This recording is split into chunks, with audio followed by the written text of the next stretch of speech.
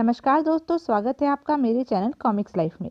शुरू करते हैं राज भारती की अग्निपुत्र सीरीज का प्रथम उपन्यास माया जाल, पार्ट 17। तास मुंह फाड़े यह कहानी सुन रहा था। अंतारिया के खामोश होते ही वह बोला, मैं जानता था, मुझे इंतजार था, और जब वह आया तो मैंने उसका इम्तिहान लिया और मुझे यकीन हो गया कि यह वही है जिसका मुझे इंतजार था। मैं जानता था एक यही है जो अग्नास को शिकस्त दे सकता है। मैं खामोशी से इस रंग बदलते खुदा को देख रहा था जो पूर्णता मेरे काबू में था। उसकी कलाबाजियां मुझे आनंद दे रही थी और मैंने उससे पूछा, अग्नास को कहाँ कैद किया है तास? उसे ऐसी जगह ले जाया जाएगा जहां से वह फरार ही ना हो सके। उसके बारे में क्या फैसला किया है? उसे कौन सी सजा दी जाएगी? सिर्फ एक रात, हमने उसे एक रात की जिंदगी और बख्श दी है।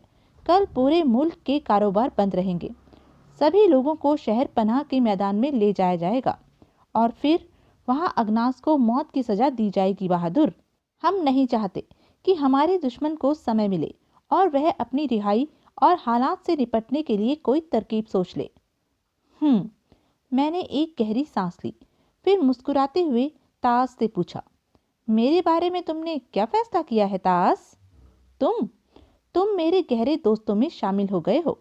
वचनानुसार अल्कोरा का राज्य तुम्हारे हवाले कर दूंगा, लेकिन इसके साथ एक शर्त भी होगी। अगर तुम वह शर्त पूरी कर दो तो कल जिस मैदान में अग्नास को मौत की सजा दी जाएगी वही तुम्हारे अल्कोरा के शहंशाह होने का ऐलान भी कर दिया जाएगा। मैं दिल ही दिल में हंस पड़ा। फिर भी मैंने पूछा, और वह शर्त क्या होगी तास? तुम्हें तास की खुदाई को स्वीकार करना होगा। तुम्हें मेरी श्रेष्ठता पर विश्वास लाना होगा। अल्कोरा का राजा बनने के बाद तुम्हें सूरज की पूजा को ताकत से खत्म करना होगा और तास की प्रभुता का प्रचार करना होगा। और अगर मुझे तेरी वह कोई भी शर्त मंजूर ना हो तास, तो मुझे बहुत कुछ सोचना पड़ेगा। लेकिन तुम सोच लो, अभी बहुत वक्त है। कल तक सोच लो, और अगर और अधिक समय की जरूरत है तो कल यह ऐलान नहीं किया जाएगा। कल की बजाय किसी और दिन सही। मैंने एक गहरी सांस ली, फिर गर्दन हिलाते हुए बोला, ठीक है तास, कल उसी मैदान में मैं भी तुझे अपने फैसले से आगाह करा दूंगा। यह बहुत अच्छी बात होगी कि अग्नास की लाश पर खड़े होकर नए शहंशाह का ऐलान किया जाए, तास ने खुशी दर्शाते हुए कहा। लेकिन तास, अल्कोरा वाले मुझे अपना शासक कैसे स्वीकार कर लेंगे? उनकी संगठित शक्ति कुछ कम नहीं है। अब उसकी फिक्र नहीं है। बात तभी तक बिगड़ी हुई थी जब तक अग्नास उन लोगों में मौजूद था। अग्नास की मौत की खबर उनकी कमर तोड़ देगी और ऐसी हालत में हमारा एक ही हमला उन्हें सिर झुकाने पर विवश कर देगा। उस हालत में उन्हें हमारी वफादारी स्वीकार करनी ही होगी। ठीक है तास, मुझे कोई अच्छी आरामगाह बता जहां मैं अंतारिया के साथ आराम कर सकूं, मैंने कहा। और तास ने ऐसी निगाहों से मुझे देखा जिनके भाव मैं व्यक्त नहीं कर सकता प्रोफेसर। ना जाने क्या था इन निगाहों में, भय, नफरत, गम, गुस्सा। किस अंदाज में मैं उसकी बीवी को अपने साथ ले जाना चाहता था, ऐसी हालत में जबकि वह एक शहंशाह था, सर्वे सर्वा था। यह उसका महल था, लेकिन वह कुछ भी नहीं कर सकता था। उसकी ऐसी बेबसी थी और मैं उसकी बेबसी से आनंदित होता रहा। वही हुआ प्रोफेसर जो मैंने कहा था। तास ने ताली बजाकर गुलामों को बुलाया और मुझे एक उम्दा से कमरे में पहुंचा देने का हुक्म दिया। थोड़ी ही देर बाद हम एक खूबसूरत और आरामदेह कमरे में पहुंच गए। अंतारिया मेरे पास आई और बोली, आज तो बड़ा अजीब दिन गुजरा बहादुर, मेरी जिंदगी का सबसे आश्चर्यजनक दिन। उसने कहा। क्यों? मैंने मुस्कुराते हुए पूछा। तास से ज्यादा घमंडी व शैतान इंसान इस धरती पर कोई दूसरा नहीं होगा। उससे अधिक क्रूर व निर्दयी कोई और न होगा। वह जो खुद को जन्मदाता कहता है, खुदा कहता है, वह जो दुनिया की हर औरत पर अपना हक समझता है, उसकी औरत को उसके सामने कोई और ले जाए। नहीं नहीं बहादुर, तास की किसी बात को सच न मानना।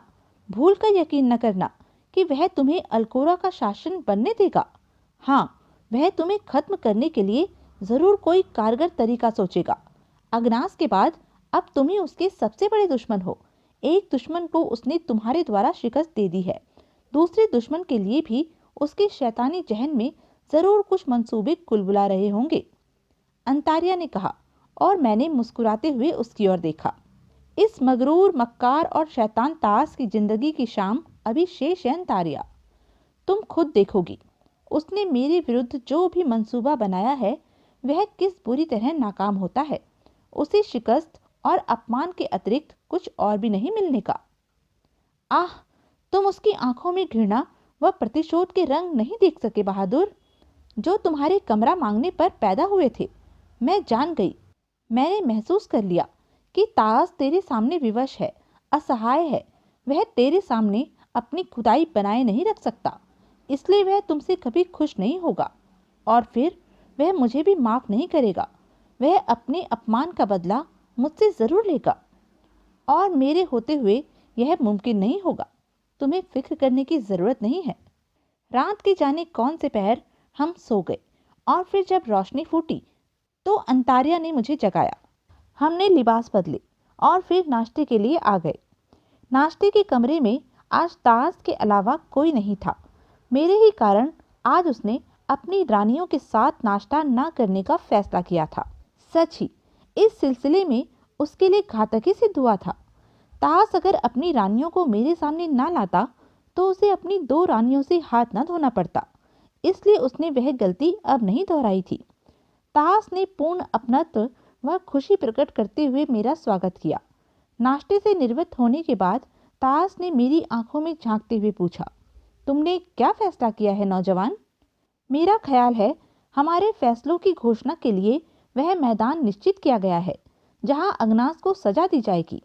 हाँ, पर मैं अपने तौर पर जानना चाहता था। अभी मेरा फैसला एक राजी है। मैदान में मैं उसके बारे में बताऊंगा। हाँ, अगनास को मौत की सजा देने के लिए कौन सा तरीका अपनाया जाएगा? मैंने पूछा। पूरे देशवासी इस आशा में हैं कि हम उसे दिलचस्प सजा देंगे। मैंने इस सजा के 3 दौर रखे हैं, उनमें से वह किसी भी दौर का शिकार हो जाएगा। वह क्या? मैंने पूछा। पहला, 50 खौफनाक कैदी जिनसे कहा जाएगा कि उन्हें इस तरह रिहाई मिल सकती है कि वे अगनास को तलवारों से कत्ल कर दें। ये कैदी अगनास पर हमलावर होंगे और उसे कत्ल करने की कोशिश करेंगे। अगर वह सफल ना हुए तो मेरी फौज का सबसे खतरनाक हाबी बोधक, जो शैतानियत में अपनी मिसाल आप है, उस पर हमलावर होगा और उसे कुचल कर रौंद कर मार डालेगा। और अगर बोधक को भी सफलता ना मिली तो फिर धनुषधारियों का एक दस्ता उस पर तीरों की बारिश करके उसके जिस्म को छलनी कर देगा। तास ने बताया। मैं चिंता में डूब गया। निसंदेह प्रोफेसर, यह जालिम तास बहुत मक्कार था, लेकिन मैं भी उसे उसकी मक्कारियों सहित उसे खाक में मिलाने का फैसला कर चुका था। तास प्रशंसा की इच्छुक निगाहों से मुझे देख रहा था। मैं इस मक्कार को समय से पहले सतर्क होने का अवसर नहीं देना चाहता था, इसलिए मैंने एक गहरी सांस ली। सहमति में ही गर्दन हिलाते हुए कहा, ठीक है तास, इस बारे में सब कुछ तूने सोच ही लिया होगा, प्रबंध भी कर लिए होंगे। मैं सिर्फ तेरी वफादारी चाहता हूँ बहादुर।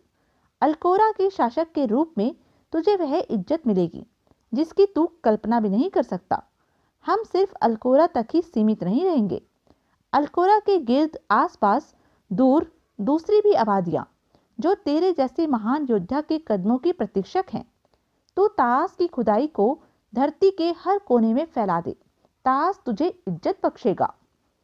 मैंने कोई जवाब नहीं दिया। तास से इजाजत ली और बाहर निकल आया। तब तास ने मुझे कहा, अगर तू मुझे अपने फैसले से आगाह कर देता बहादुर, तो मैं खुशी के साथ कत्ल के मैदान में पहुंच सकता था। हालांकि मेरा दिल गवाही देता है कि तू मुझसे सहयोग करेगा। मैं तेरे लिए लिबास भिजवा रहा हूं बहादुर।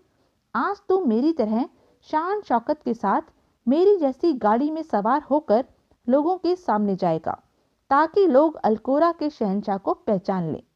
मैं मुस्कुराकर खामोश हो गया। तास मेरी खामोशी पर झुंझलाया, लेकिन वह कर ही क्या सकता था। तब हम यानी अंतारिया और मैं अपने कमरे में वापस आ गए। तास मेरे फैसले के प्रति दिल ही दिल में बड़ा बेचैन था। जिसका आभास भली भांति हो गया था। कमरे में आकर अंतार्या ने मुस्कुराते हुए कहा, सच ही तुम्हारे सिलसिले में ताश को बड़ी कड़वी गोलियां निगलनी पड़ रही हैं। निसंदेह वह जितना बेबस अब है उससे पहले कभी नहीं था। लेकिन तुम मैदान में क्या घोषणा करने जा रहे हो बहादुर? मैदान की बात मैदान में होगी। निजी तौर पर मैं ताश की खुदाई स्वीकार करने को तैयार हूँ, अगर वह मेरी शर्त पूरी कर दे, और यह शर्त मैं मैदान में ही बताऊंगा। हमें ज्यादा इंतजार नहीं करना पड़ा। कुछ सेवक सिर पर थाल उठाए अंदर दाखिल हुए। इनमें मेरे और अंतार्या के लिए रत्न जड़ित लिबास रखे हुए थे। बड़े सुंदर और कीमती लिबास थे, जो शायद ताश ने अपनी निगरानी में तैयार कराए थे।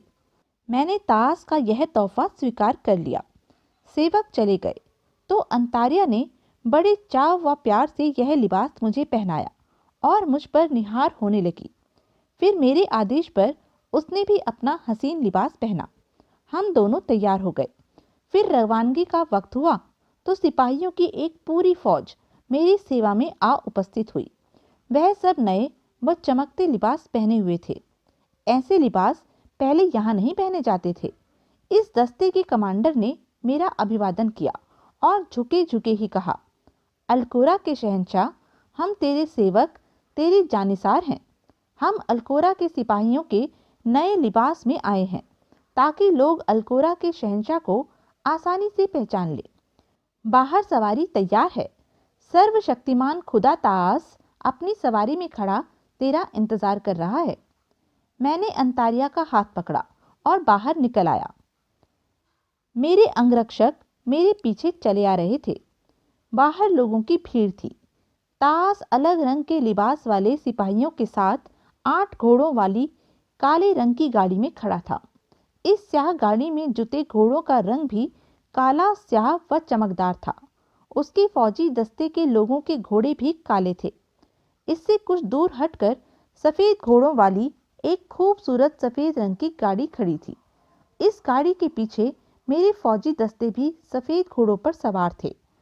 तास के दिल की अवस्था कुछ भी हो, लेकिन उसने मेरा सम्मान करने में कोई कसर नहीं छोड़ी थी। लेकिन प्रोफेसर, मेरे लिए इन दिखावों व मान सम्मान का क्या महत्व था? ना ही मैं इतने कमजोर जहन का इंसान था कि इन बातों से प्रभावित होता। अगनास की आंसू बहाती छवि मुझे याद थी और अगनास की ईमानदारी और बहादुरी को मैं भुला नहीं सकता था। वह एक सच्चा और वीर योद्धा था। तास ने हाथ में पकड़ा काले रंग का कपड़ा ऊंचा उठाकर लहराया और उसके कोचवानों ने गाड़ी आगे बढ़ा दी। मेरी गाड़ी भी उसके साथ चल रही थी। हम लश्कर सहित मैदान की तरफ रवाना हो गए और थोड़ी ही देर बाद हम मैदान को दूर से देख सकते थे। इंसानों का ठाठे मारता समुद्र न जाने कहां से उमड़ पड़ा था। तास की सारी प्रजा ही शायद वहां आ एकत्रित हुई थी। वे सब पहाड़ सलीखे अगनास का तमाशा देखने आए थे। रास्ता साफ होने लगा। लोग तरह तरह के नारे लगा रहे थे। मैदान के एक सिरे पर अस्थाई मेहराब बनाए गए थे और अस्थाई इमारतें खड़ी कर दी गई थी जो हमारे लिए थी। अपने अपने दस्तों के साथ हम इन इमारतों के निकट पहुंच गए। फिर हमारी गाड़ियों के सम्मुख लंबे तगड़े पहलवान नजर आने वाले मर्द घुटनों और हाथों के बल झुक गए। इनके शरीरों के ऊपरी भाग निर्वस्त्र थे। मैंने तास की तरफ देखा।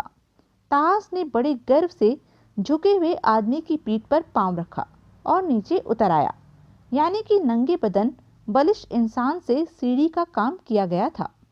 मेरी गाड़ी के नीचे झुका आदमी प्रतीक्षक था, लेकिन मैंने दरवाजा खोला और उसकी पीठ को फलांगता हुआ नीचे उतर आया।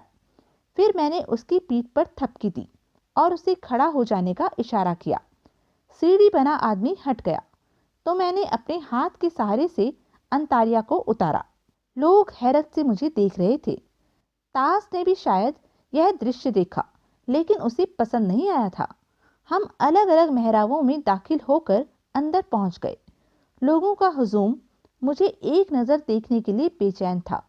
खैर, रत्न जड़ित भव्य तख्तों में से एक पर तास और दूसरे पर मैं अंतार्या के साथ बैठ गया। तास मुझे प्रसन्न करने का कोई अवसर हाथ से नहीं खोना चाहता था। वह मुझे अपने बराबर का दर्जा दे रहा था। लोग नारे लगाते रहे और फिर अचानक ही गगनभेदी शोर सा मच गया। लकड़ी के एक बहुत बड़े पिंजरे को बहुत से घोड़े खींचकर ला रहे थे और वृक्षों के मोटे तने को जोड़कर बनाए गए इस पिंजरे में भयानक डिल डॉल वाला अगनास बंद था। वह पिंजरे के एक कोने से टेक लगाए खड़ा था। उसकी गर्दन झुकी हुई थी। इस दिलेर व शक्तिशाली इंसान की बेबसी ने मुझे बड़ा प्रभावित किया।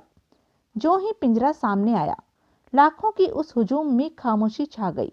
लोग सांस रोके इस इंसान को देख रहे थे, जिसे इंसान समझना ही कठिन था।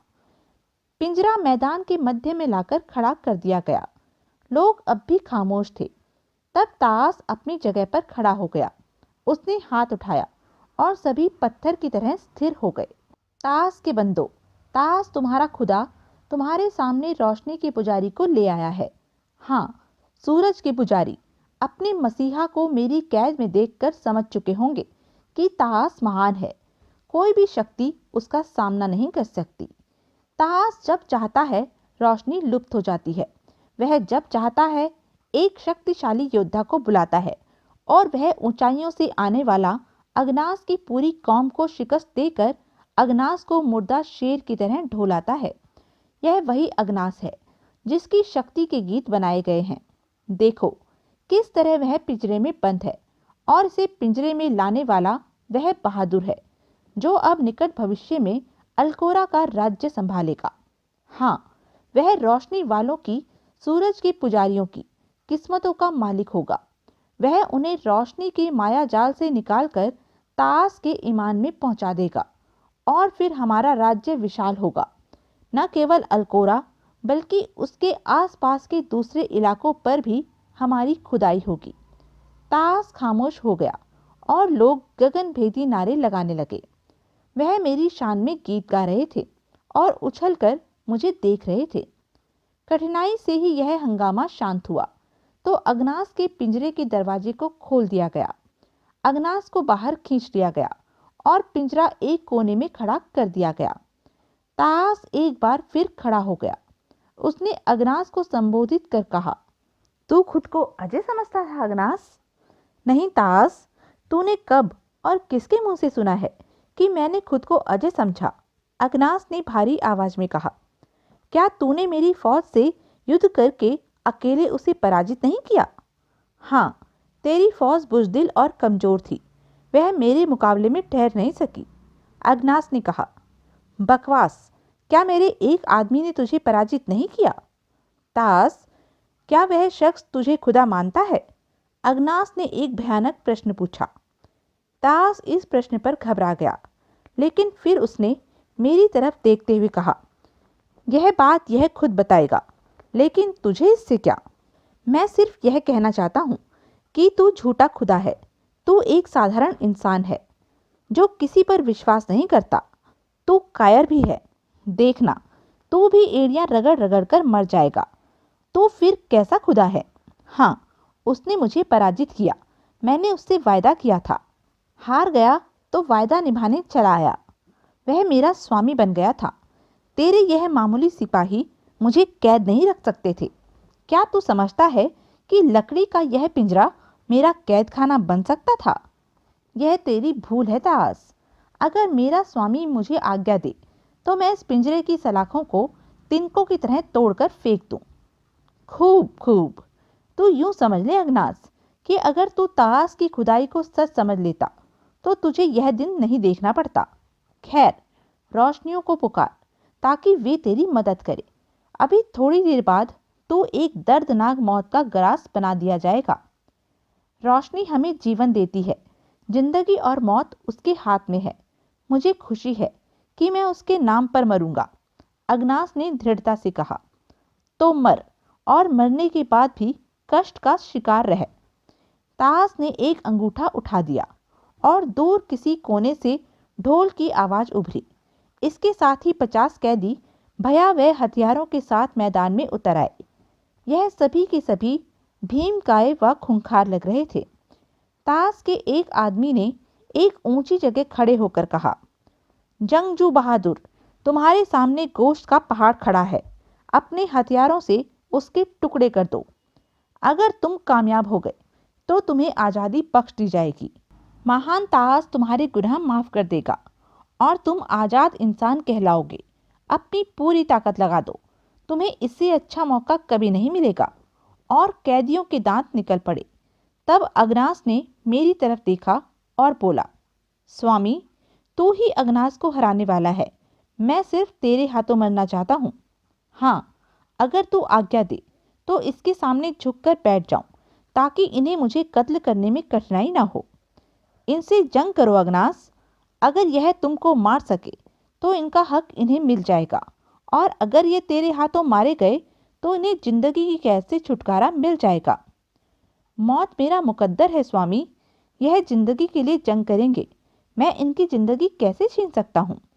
फिर भी अगर यह तेरी आज्ञा है तो मैं तैयार हूँ, अगनास ने कहा और अपनी शाखाओं जैसी विशाल बाहें फैला दी, और वे 50 लड़ाके उसके चारों तरफ बिखर गए। लोग दिलचस्पी से यह खूनी मुकाबला देखने को तैयार हो गए।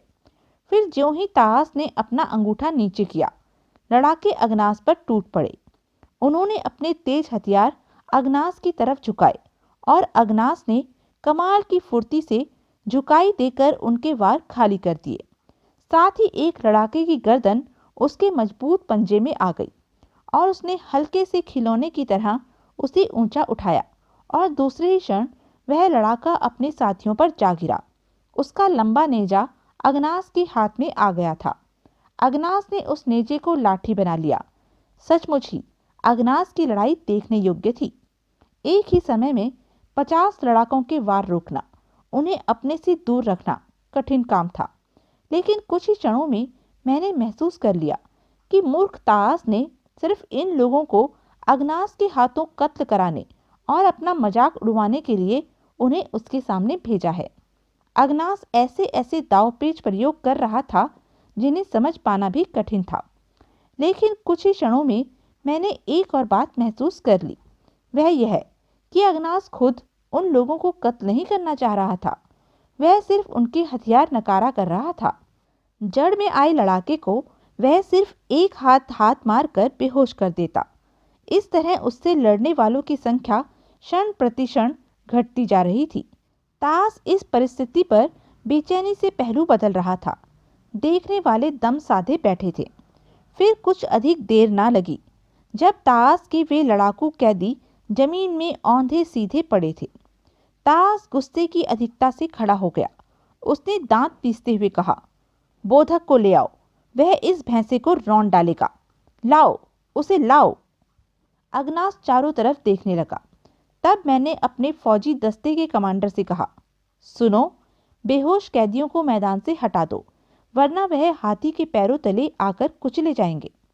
मेरे दस्ते के इंचार्ज ने गर्दन झुकाई और फिर अपने बहुत से साथियों सहित मैदान में उतर गया।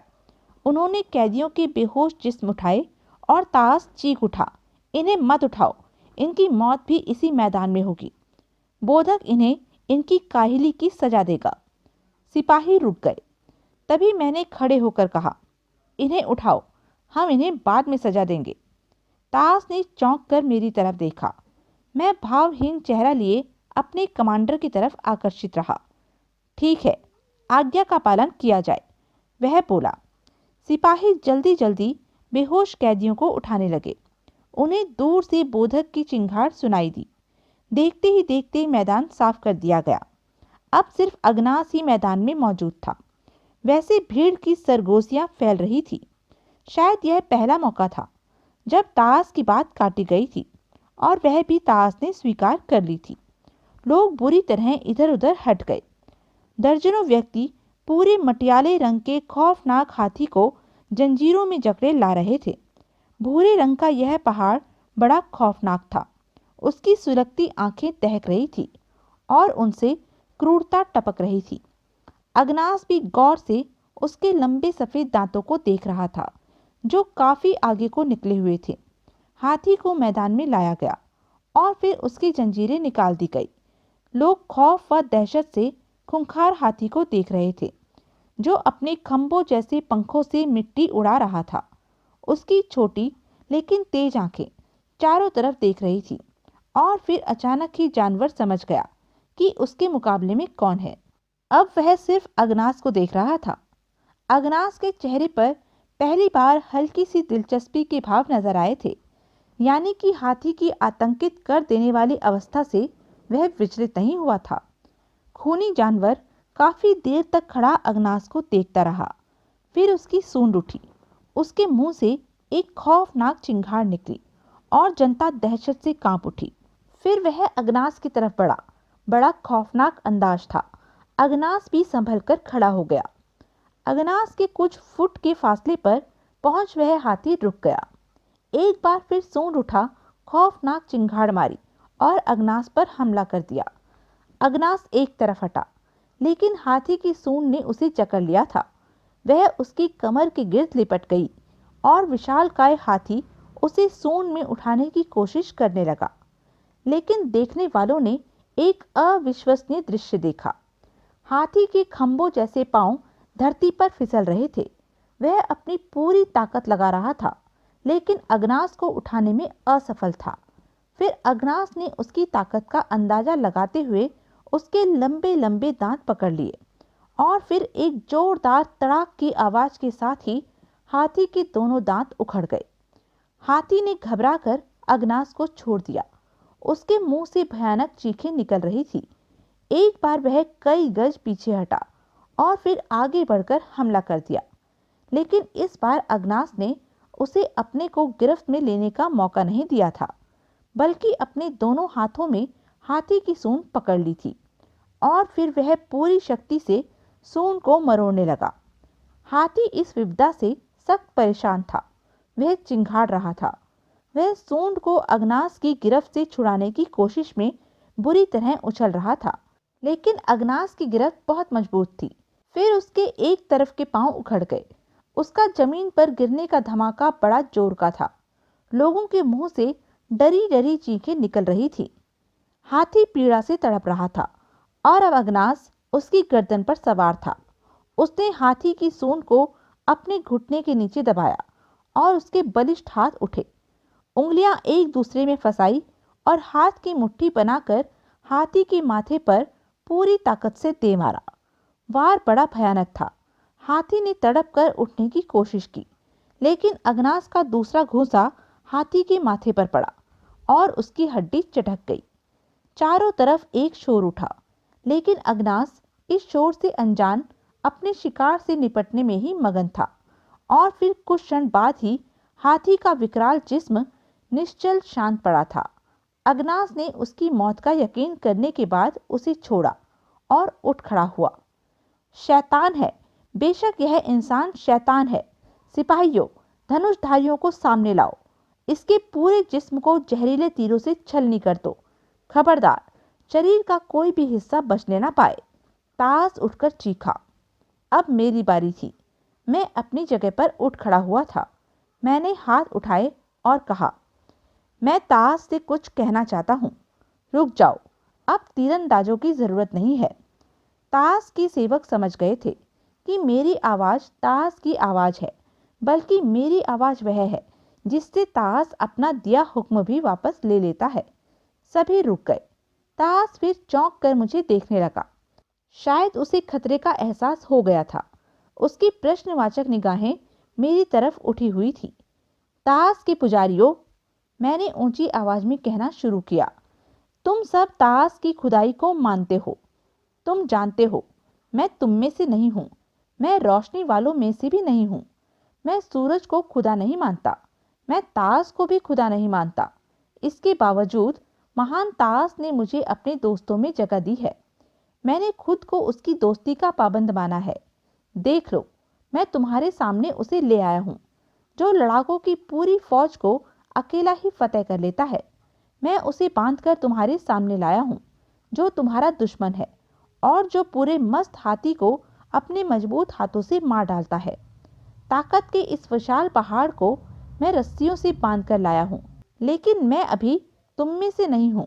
मैंने अभी तास की खुदाई को स्वीकार नहीं किया है, लेकिन मैं तास को खुदा मानना चाहता हूँ। इतना कह मैं चुप हो गया। तास के चेहरे पर रौनक बढ़ गई, उसके होठों पर मुस्कुराहट फैल गई। उसने संतुष्ट भावों से मुझे देखा और कहा, धनुषधारियों से कहो वे वापस जाएं, उनकी जरूरत नहीं है। लेकिन यह आदेश निरर्थक ही था, तीरंदाज पहले ही लौट गए थे। तब मैंने आगे कहा, ताश के मानने वालों, तुमने देखा 50 हथियारबंद आदमी भी अगनास को एक खरोंच तक नहीं पहुंचा सके। तुमने देखा इतना खूंखार हाथी, उसके हाथों मौत की नींद सो गया। तुमने देख लिया कि वह कितना शक्तिशाली है। अगर वह ताश की जगह खुद अपनी खुदाई का दावा करे तो क्या तुम उसे खुदा मानने से इनकार कर दोगे? जनसमूह में फुसफुसाहटों की तेज लहर उठी। खुद ताश मेरे इन शब्दों पर बेचैन हो उठा। उसने परेशान निगाहों से मुझे देखा। वह जानना चाहता था कि मैं क्या चाहता हूं। तुम यकीनन उसे खुदा नहीं मानोगे, मैंने कहा, क्योंकि खुदा इन सभी ताकतों से ऊपर होता है जो उसके सामने हो। और निसंदेह ही ताश आपका खुदा अगनास से ज्यादा शक्तिशाली है। उसके पास रहस्यमय शक्तियां हैं। वह तुम्हें खुशहाली देता है। उसके सिर की हल्की सी हरकत से जिंदगियां मौत की राह पाती हैं।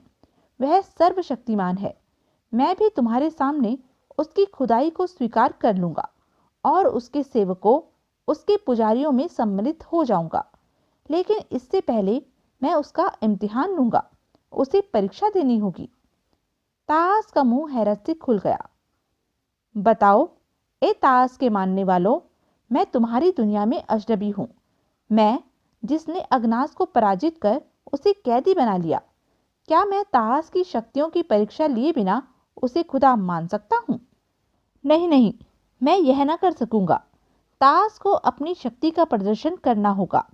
वह अगनास को पराजित करेगा, तलवार से, शारीरिक शक्ति से, अपनी रहस्यमय खुदाई ताकतों से। महान ताश, मैं अब ताश से संबोधित हुआ। तू महान है।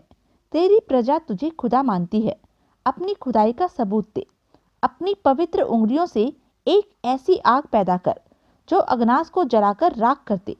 अगर तू यह आग पैदा नहीं कर सकता तो आसमान से तीर बरसवा जो किसी इंसान के चलाए हुए ना हो, और यह भी तेरे बस की बात नहीं है तो मैदान में आकर अपनी गुप्त रहस्य में ताकतों से अगनास को फना कर दे। अगर तू इनमें से कोई भी काम नहीं कर सकता तो मुझे कहना पड़ेगा कि तू कैसा खुदा है। मैं क्यों तुझे खुदा मानूं? अगर तूने उठकर अगनास को शिकस्त ना दी तब तेरी यह खुदाई झूठी है। मैं और तेरी कौम तुझे खुदाई के फरेब का अपराधी करार देगी और मैं तुझे कत्ल कर दूंगा। हुजूम पर सन्नाटा छाया था। हजारों जहनों ने मेरी बात स्वीकार कर ली थी, लेकिन ताश के चेहरे से बदहवासी झांक रही थी और अगनास, वह संज्ञा शून्य सा खड़ा मेरी शक्ल को देख रहा था। उसकी आंखों से हैरत झांक रही थी। ताश उठ खड़ा हुआ, बोला, यह तुम क्या कह रहे हो बहादुर? मैं तुम्हारा दोस्त हूं। मैं तेरी खुदाई स्वीकार करना चाहता हूं ताश।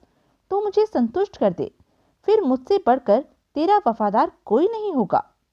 तुम गद्दारी कर रहे हो। मैं ताकत हूं, मैं महान हूं।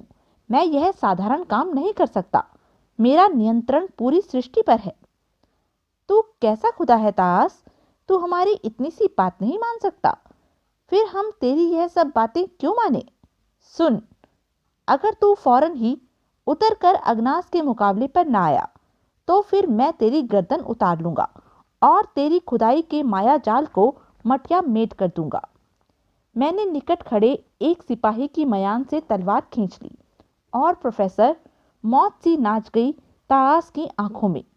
दिलचस्प बात यह थी कि उसकी प्रजा खामोश थी, लेकिन वह मुझसे सहमत व प्रभावित थी। मैं तलवार लेकर आगे बढ़ा और ताश दौड़कर सिपाहियों के पीछे छुप गया। सिपाहियों, कत्ल कत्ल कर दो इस गद्दार को, मार डालो इसे, जल्दी करो, मार डालो, वह कांपती आवाज में चीखा। उसके सिपाहियों ने तलवारें खींच ली। अगनास, मैं तेरे स्वामी की हैसियत से तुझे आज्ञा देता हूं कि जो भी मुकाबले में आए उसे कत्ल कर दो। तैयार हो जाओ, तुम हर हथियार इस्तेमाल कर सकते हो। और फिर मैं ताश के सिपाहियों पर टूट पड़ा। मेरी तलवार सिपाहियों की गर्दनें उड़ाने लगी। मैंने पहली खेप साफ कर दी। सिपाही मुझे जानते थे। वह जानते थे कि मुझसे मुकाबले का मतलब मौत है। और फिर हर शख्स ताश से खिन्न भी हो गया था। ताश की खुदाई की पोल खुल गई थी। सबको उसके झूठा होने का यकीन हो गया था। उधर अग्रास ने पेड़ों के तने का बना वह पिंजरा तोड़कर एक मोटा तना संभाल लिया था। वह सिपाहियों के रेवड़ को उस तने से हाँक रहा था। वहां खड़े लाखों इंसान खामोश थे। सिपाही शोर मचाते हुए चीख रहे थे, मर रहे थे, लेकिन कब तक? दो असाधारण इंसान उनके मुकाबले में थे। उनकी मौत की तो वे कल्पना ही नहीं कर सकते थे। यह अभियान मेरे आशा से भी कहीं संक्षिप्त निकला। मैंने सोचा था कि जनता में भी कुछ सिर फिरे ताश के अंधे भक्त होंगे। मैंने फैसला कर लिया था कि ऐसे अंधे अनुयायी भी जब तक ताश को झूठा नहीं स्वीकार कर लेते, मैं उन्हें कत्ल करता ही रहूंगा, चाहे इस कत्ले आम में कितने ही दिन क्यों न लग जाए। लेकिन मुकाबले में सिर्फ कुछ सिपाही थे और वह भी बेदिली से लड़ रहे थे। जनता में से किसी ने कोई आवाज नहीं उठाई थी। फिर चौंकते हुए सिपाहियों ने हथियार फेंकने शुरू कर दिए। वे क्षमा मांग रहे थे। वे ताश की खुदाई से अलग हो रहे थे। शरण मांगने वालों को मैंने कुछ नहीं कहा, यहाँ तक कि ताश अकेला रह गया। उसे भागने के लिए जगह नहीं थी। उसके सभी दोस्त सलाहकार समर्पण करने वालों में जा खड़े हुए थे। प्रोफेसर, यह संघर्ष शुरू हुआ और खत्म भी हो गया। मैं खून टपकाती तलवार लिए ताश की तरफ बढ़ा और ताश की शक्ल बिगड़ गई। मैं तुझे फना कर दूंगा, उसने गिड़गिड़ाते हुए कहा। मैं भी यही चाहता हूँ ताश, मैंने उसका गिरहबान पकड़ते हुए कहा और उसे खींचकर मैदान में ले आया। अगनास ने पेड़ का वह तना फेंक दिया था और अब वह मेरे आदेश का प्रतीक्षक था। महान अगनास, मैं उससे संबोधित हुआ। मैं तेरे राज्य में गया, अपने लोगों के साथ मैंने तेरा व्यवहार देखा। बेशक तू चाहे किसी का भी पुजारी हो, तेरे उसूल बड़े अच्छे हैं। तेरी नेकियां तेरे माथे पर जगमगाती हैं। तू वायदे का सच्चा है। मुझे माफ कर दे मेरे दोस्त, मैं तुझे यहाँ लाया। मैंने तुझे जलील और अपमानित किया, लेकिन मैं तेरे अपमान का इच्छुक नहीं था। मैं सिर्फ हकीकत सामने लाना चाहता था। अब मैंने ताश के लोगों को उसकी असली शक्ल दिखा दी है। यह झूठा खुदा भी नहीं है, यह एक मामूली इंसान है। और अब लोग देख चुके हैं कि वह क्या है। एक साधारण इंसान को खुदा नहीं समझा जा सकता, उससे पूजा नहीं जा सकता। उसकी बजाय क्यों ना तेरे उसूल, तेरी मोहब्बत को अपनाया जाए। सुनो लोगों, अगनास कौम का सच्चा है। यह अपनी कौम, अपनी प्रजा से मोहब्बत करता है। मैं जानता हूँ, मेरा दावा है, तुम्हें इससे अच्छा शासक नहीं मिल सकता। वह नेक दिल इंसान है, एक हमदर्द साथी है। और सुनो, आज से ताश का यह राज्य भी अलकोरा ही कहलाएगा। अगनास तुम्हारे लिए सुख शांति उपलब्ध कराएगा। तुम उसके वफादार रहोगे। अगर तुम में से कुछ को इससे इनकार है तो आओ, सामने आओ, ताकि मैं गंदगी छांट दूं और उन लोगों को बाकी रहने दूं जो सच्चाई को पसंद करते हैं। और अगर तुम मेरी बात से सहमत हो तो अगनास को अपना सम्राट स्वीकार कर लो। और प्रोफेसर, लाखों आवाजों के शोर से कानों के पर्दे फटने लगे। वह सब अगनास के सम्मान में नारे लगा रहे थे और अगनास मुंह फाड़े मुझे देख रहा था। फिर अगनास कुछ कदम आगे बढ़ा, मेरे सामने आया और घुटनों के बल झुक गया। उसने मेरे पांव पकड़ लिए और भर्राई आवाज में बोला, मुझे गुलाम रहने दो स्वामी।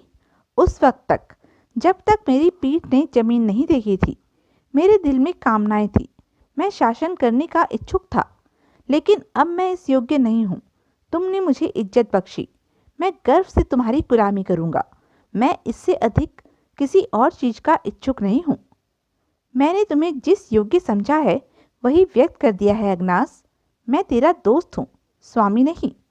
ताश ने मेरी दोस्ती चाही थी, लेकिन वह मेरे काबिल नहीं था और अब वह इस दुनिया के काबिल भी नहीं है। इसलिए मेरा हुक्म है कि उसके अपवित्र गंदे अस्तित्व से इस धरती का बोझ कम कर दे। तेरी आज्ञा सिर आंखों पर स्वामी, अगनास ने कहा और ताश की तरफ मुड़ा। भाग जाओ, मेरी निगाहों से दूर हो जाओ। तुम सब गद्दार हो, तुम एहसान फरामोश हो, तुम। उसने मेरी तरफ इशारा किया। तू षड्यंत्रकारी है तास, तूने एहसान नहीं षड्यंत्र रचा था। लेकिन तेरा षड्यंत्र विफल रहा। मैंने घृणा से जवाब दिया। मैं तुम्हारा खुदा हूँ, तुम्हारा जन्मदाता हूँ। झुक जाओ मेरे सामने, वरना तुम पर प्रलय आ गिरेगी। झुक जाओ, झुक जाओ। तास गला फाड़कर चीखा। फिर वह अपने लोगों से संबोधित हुआ। क्या देख रहे हो? फना कर दो इन सबको। जितने गद्दार हैं मार डालो सबको। इन्हें अक्ल आ गई है तास। हाँ, अगर तू नेक होता तो आज तेरी बेबसी पर भी तरस खाने वालों की बड़ी संख्या होती। लेकिन आज तेरा दोस्त कोई भी नहीं है। दुनिया तेरे लिए दुश्मन हो गई है। अगनास, इसे इस दुनिया से रवाना कर दो, जल्दी, तुरंत। अगनास ने उछलकर तास को पकड़ लिया और अपने बाजुओं में भींच लिया। तास किसी भेड़ के बच्चे की तरह चीखने लगा। उसकी आंखें और जुबान बाहर निकल आई। उसकी तमाम पसलियां टूट गई और फिर अगनास ने उसके मुर्दा जिस्म को छोड़ दिया। प्रोफेसर, इस तरह तास का किस्सा खत्म हुआ। हाँ, वह बहादुर, वह सदियों का बेटा एक विचित्र दुविधा में पड़ गया। तास की सभी रानियां उसके हिस्से में आ गई थी और उनसे ही घबराकर, उकताकर वह एक दिन भाग खड़ा हुआ। समुद्र में कई दिन बिताने के बाद वह एक टापू पर जा निकला जहां आग प्रज्वलित थी, और जब वृक्षों के जलते हुए जहन्नुम से हसरत प्राप्त कर नव शक्ति, नव जीवन हासिल कर वह दूसरी तरफ निकला, तो लाखों काली चमड़ी वाले आग से प्रकट होने वाले का इंतजार कर रहे थे। उन्होंने उसे बोताका कहकर पुकारा और उसे बूढ़े असोसा के पास ले गए। असोसा एक रहस्यमय व्यक्तित्व का ही दूसरा नाम था। उसी ने आग से निकलने वाले के बारे में भविष्यवाणी की थी। वह बूढ़े असोसा से मिला और उसके मायाजाल, उसके तिलिस्म का कायल हो गया। वह बूढ़ा वैज्ञानिक था। उसने जड़ी बूटियों से लंबी उम्र का भेद पा लिया था। वह सितारों की गर्दिश का ज्ञाता था, लेकिन उसे जवानी की हसरत थी। वह भी सदियों के बेटे बोताका की तरह जवान होना चाहता था। बस्ती वाले आग से उजागर होने वाले का बहुत सम्मान करते थे और उसने इस बस्ती को खुशहाल बनाने के लिए अपना सारा ज्ञान, अनुभव और शक्ति लगा दी। यहाँ तक कि बस्ती की जमीनें अनाज उगलने लगी, वृक्षों ने फल देने शुरू कर दिए और बस्ती खुशहाल हो गई। तब उसने बूढ़े से नक्षत्रों का ज्ञान प्राप्त किया, अस्तित्व को तरोताजा रखने के लिए जड़ी बूटियों के गुण सीखे और इसके बदले बूढ़े को जवानी का राज बताने का वायदा किया। वह बूढ़े के साथ समुद्र की तह में रहा और फिर बूढ़े को अपने आप में अंधकार का एहसास हुआ। वह एक लंबी अवधि तक बर्फ में दफन रहा और उसके बाल स्याह हो गए। असोसा जवानी प्राप्त करने की खुशी में पागल था। अंतिम क्रिया आग की थी। सभी पहाड़ों को सफलतापूर्वक पार करने के बाद वह बूढ़ा आग पर श्रेष्ठता न प्राप्त कर सका और असोसा पहले एक शोला और फिर राख बन गया। यूं असोसा की कहानी भी खत्म हुई। असोसा की मौत से वह उदास हो गया। हालांकि बस्ती के लोग अब भी उससे मोहब्बत करते थे, लेकिन एक रात उसने वह बस्ती भी छोड़ दी और असोसा के अनुभव व उसकी उम्र भर की खोज की सामग्री लेकर वह गुफाओं में आ गया। इन गुफाओं को उसने अपनी अगली लंबी नींद के लिए चुना था। प्रोफेसर और उसकी बेटियों ने जो देखा था वह सारे प्रबंध पूर्ण करने के बाद ही तब वह गहरी नींद सो गया था। उस वक्त तक के लिए जब सृष्टि सभ्यता के दौर में प्रवेश कर चुकी थी। वह अपनी कहानी सुनाता रहा। तुमने देखा ही था प्रोफेसर, मेरे शरीर की सुरक्षा के लिए जीवन दान की बूंदें मुझ पर टपक रही थी। वह एक ऐसा विश्वसनीय प्रबंध था जिस पर मुझे पूरा पूरा भरोसा था। मैंने अपने जागने के लिए एक दौर का एक ग्रुप निश्चित कर लिया था। हाँ, मेरे दोस्त सितारों ने मुझे बताया था कि वह दौर तहजीब व सभ्यता का दौर होगा। उस युग का इंसान सभ्य होने का दावा करेगा। वह युग आविष्कारों का युग होगा। इंसान अपनी सुविधाओं के बहुत से साधन जुटा लेगा और दुनिया का रंग बदलता चला जाएगा। मैं सभ्यता के इस रोचक युग में आंख खोलने की इच्छा लेकर ही गहरी नींद सोया था। गहरी और लंबी नींद। दिन गुजरते रहे, माह बीतते रहे, साल बीतते रहे और सदियां भी बीत गई। मौसम बदल गए, भूगोल बदल गए, हालात बदल गए, यहाँ तक कि मेरे शरीर पर टपकने वाली बूंदों की बारिश रुक गई। मेरी चेतना में ऐंठन होने लगी। तब मैंने एक लंबी अंगड़ाई ली और आंखें खोल दी। मैं जाग गया। एक सोए हुए मुसाफिर की तरह मेरी आंख खुली। मंजिल का ख्याल आया और मैं अंगड़ाइयां लेता हुआ ताबूत से निकल आया। मेरा शरीर बेरंग हो रहा था। मेरी चेतना में थकान थी। उन बूंदों ने मुझे सजीव रखा था। बर्फ की ठंडक ने मेरे अस्तित्व में परिवर्तन नहीं होने दिया था, पर मेरी अवस्था वैसी ही थी जैसी कि इससे पहले थी। गहरी व लंबी नींद से जागने के बाद महसूस हुआ करती थी। लेकिन मैं अग्नि स्नान की ज़रूरत बड़ी तीव्रता से महसूस कर रहा था। तब मैंने इन गुफाओं से बाहर निकलकर देखा। युग बीत गए, सृष्टि जरूर बदल गई थी, लेकिन बर्फ के वीराने इंसानी पहुंच से अभी भी दूर ही थे। सभ्यता के युग के इंसान ने शायद इस कदर प्रगति नहीं की थी कि वह इन पार न किए जा सकने वाले वीरानों तक पहुंच पाता। बाहर का वातावरण ज्यों का त्यों था, हालात ज्यों के त्यों थे। एक क्षण के लिए मुझे एहसास हुआ, कहीं मैं वक्त से पहले तो नहीं जाग उठा। क्या वास्तव में ही सदियां बीत गई हैं? क्या सचमुच ही वह युग आ गया है जिसको निश्चित करके मैंने सोचा था? मेरा अंदाजा गलत तो नहीं निकला, पर इसका अनुभव तो इन वीरानों से बाहर निकलकर ही किया जा सकता था। पर सबसे पहले मुझे अपनी शारीरिक खुराक का प्रबंध करना था। सबसे पहले मैंने तेज आग का इंतजाम किया, ऐसी आग जो मेरे एक एक अंग से थकान निचोड़ ले। मैंने इसके लिए इस बार भी एक पहाड़ी गुफा का ही चयन किया और फिर इस गार में आग रोशन कर दी। एक खौफनाक आग जो पत्थरों को भी पिघला दे। आग दहकती रही और जब गार का रंग सुर्ख हो गया, पत्थरों से सुर्ख पसीना बहने लगा, तो मैं अपनी शारीरिक खुराक प्राप्त करने के लिए अंदर प्रवेश कर गया। आप प्रोफेसर, आग ने मुझे नई जिंदगी दी। मेरी रगों में अंगारे भर गए। मेरी एक एक इंद्री पूर्णतः सजग हो उठी। गुफा से निकला तो मैं पूर्णतः सतर्क व चाक चौबंद था। सभी शारीरिक शक्तियां वापस आ गई थी। सभी दिमागी शक्तियां जाग उठी थी। मैं फिर अपनी इन गुफाओं में लौट आया, अपने प्रोग्राम पर निगाह डाली और अपनी सभी चीज़ों को सुरक्षित करके इन गुफाओं से विदा ली। नई सभ्यता के इन युग को देखने और परखने के लिए मैं चल पड़ा। मैंने इन ढलानों को पार किया और इन इलाकों का रुख किया जिधर कमताई आबाद था। लंबा सफ़र पहले की तरह ही जारी रहा। रास्ते भर शिकार मिलता रहा। कई जंगल उभर आए थे, नए रास्ते निकल आए थे, लेकिन इस क्षेत्र के पहाड़ ज्यों के त्यों थे। वह प्रपात पूर्वता ही गिर रहा था जो सदियों पुराना था। लेकिन इन पहाड़ों की दूसरी तरफ देखकर मैं दंग रह गया। पहाड़ों की दूसरी तरफ समुद्र था, सिर्फ समुद्र।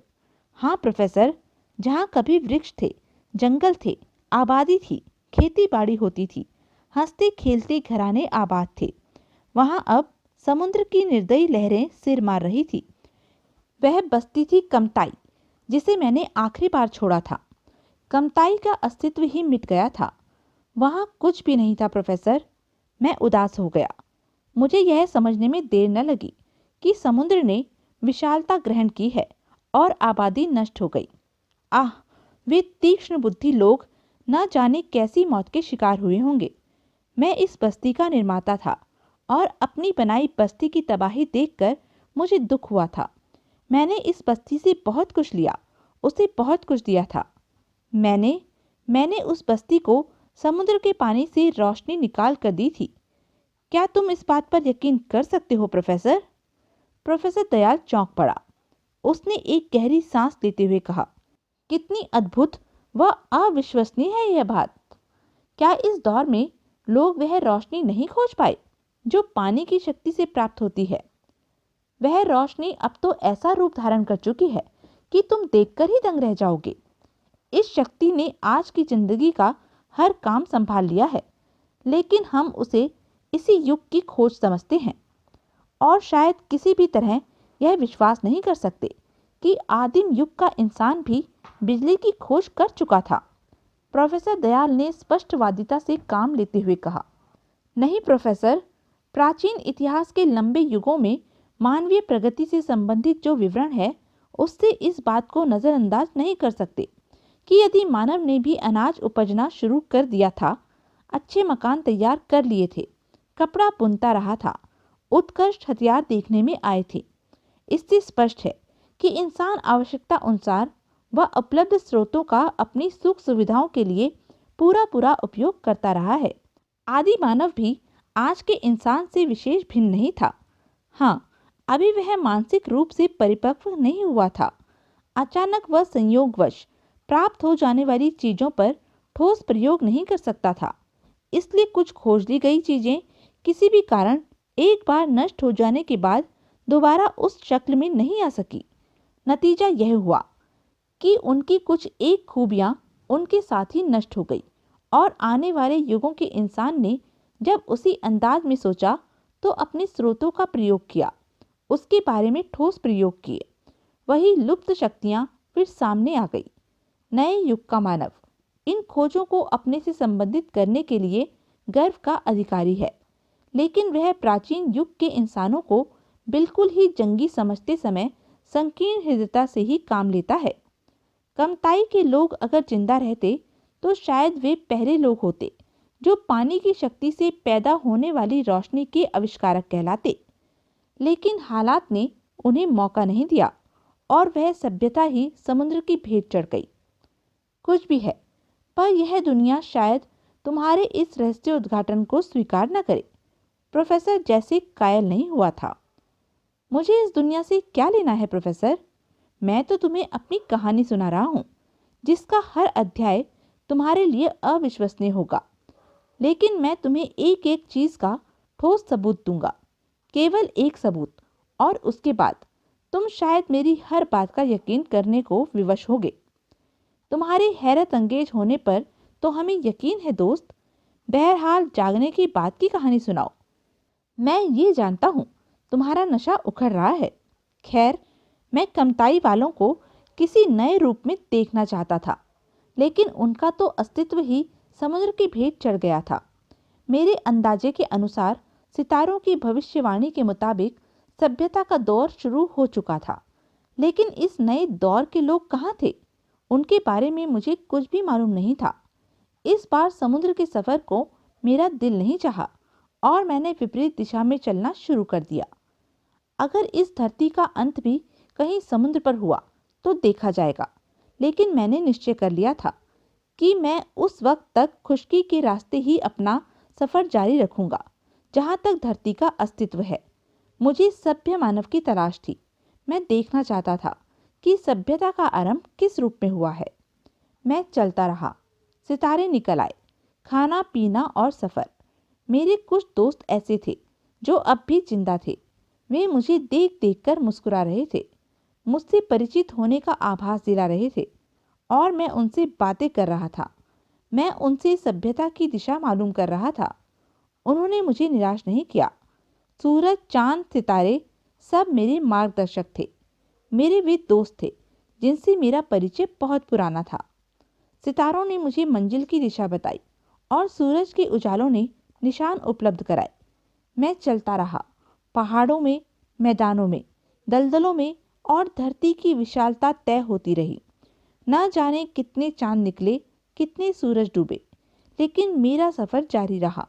लंबा सफर, सभ्यता की तलाश में। मुझे मानव के निशान मिलने लगे। मेरी खुशी का ठिकाना नहीं रहा। मैंने जिस युग की कल्पना की थी, मैं उसी युग के इंसानों के बीच पहुंचने वाला था। मैं उनके साथ सांस लूंगा। मैं नवयुग के नए इंसानों को देखूंगा।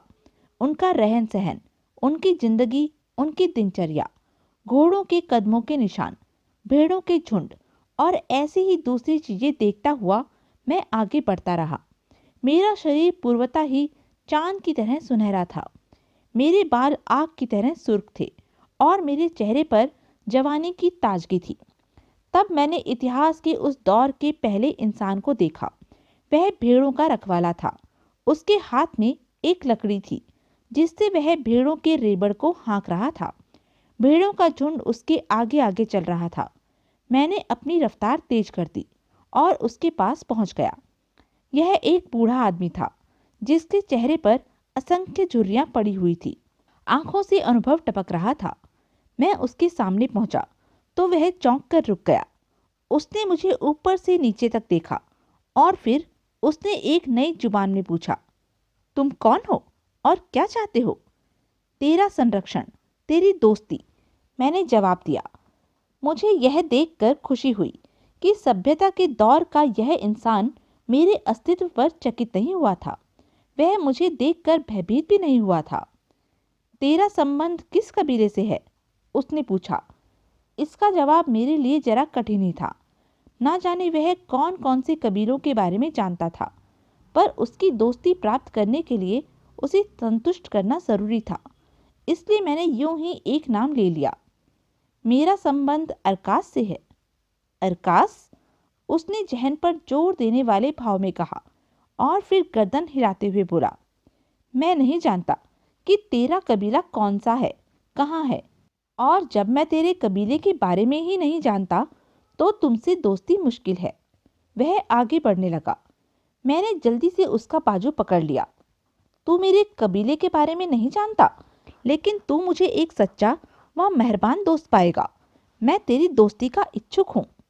अजीब मर्द है तू। क्या तुझे दूध की ख्वाहिश है? उसने पूछा। मुझे तेरी दोस्ती के अलावा किसी चीज की ख्वाहिश नहीं। मेरी इन बातों पर उसने आश्चर्य से मुझे देखा और फिर ना जाने क्यों उसकी बूढ़ी आंखों में अनूठे से भाव उजागर हो उठे। अगर तू मेरा दोस्त है तो क्या तू मेरे दुश्मनों को खत्म करने की ताकत रखता है? उसने पूछा। मैं उन्हें जमीन के नीचे पहुंचा सकता हूँ। तब आ, मैंने तेरी दोस्ती कबूल की। बूढ़े के बारीक होठों पर मुस्कुराहट फैल गई। उसने लकड़ी उठाई। उसकी रुकी हुई भेड़ें फिर चल पड़ी। मैं सभ्यता के दौर के इस इंसान का अध्ययन कर रहा था। उसमें प्रकटता कोई असाधारण बात नहीं थी, सिवाय इसके कि वह मेरे दिल डॉल से प्रभावित नहीं हुआ था। मैं उसके साथ चल पड़ा। तेरा नाम क्या है? रास्ते में मैंने उससे पूछा। तारह, उसने जवाब दिया। मुझे आशा थी कि वह मेरा नाम भी पूछेगा, लेकिन उसने ऐसा नहीं किया। मैं भी खामोश रहा। हम पहाड़ी रास्ते तय करते रहे। तब दूर एक बस्ती नजर आई जो कच्ची ईंटों के मकानों से आबाद की गई थी। प्रकट में इन मकानों में कोई खास बात नहीं थी, सिवाय इसके कि वे खुले थे और काफी ज्यादा जगह पर बने हुए थे। हाँ, उनकी स्थिति बढ़िया थी। मकानों के बीच रास्ते छोड़े थे जो गुजरने के लिए सुविधापूर्ण थे। तो यह थी अब तक की कहानी। आगे की कहानी जानने के लिए बने रहें मेरे साथ। और हाँ, मेरे चैनल को लाइक, शेयर और सब्सक्राइब करना ना भूलें। धन्यवाद।